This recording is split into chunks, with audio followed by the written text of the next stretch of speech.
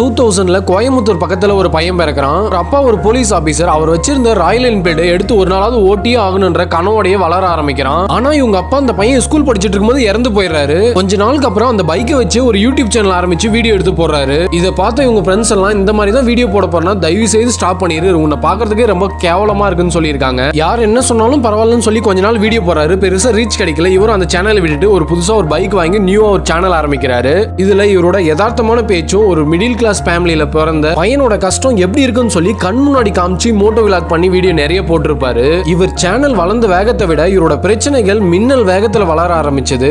ஆனா எவ்வளவுதான் பிரச்சனை வந்தாலும் மாவீரன் மாதிரி அடிச்சு உதைச்சு யாரோட உதவியும் இல்லாம தன்னோட கடின உழைப்பால் மட்டும் இன்னைக்கு மஞ்சள் வீரன்ற ஒரு படத்துல ஹீரோவா நடிக்கிற அளவுக்கு வளர்ந்து நிக்கிறார். அன்னைக்கு உன்னெல்லாம் பார்க்கவே கேவலமா இருக்குன்னு சொன்ன அந்த பையன் தான் இன்னைக்கு டிடிஎஃப் வாசனா உயர்ந்து நிக்கிறாரு. இவரை பிடிக்கணும் டிடிஎஃப்னு கமெண்ட் பண்ணுங்க, பார்க்கலாம் 1 lakh கமெண்ட் வருதான்னு.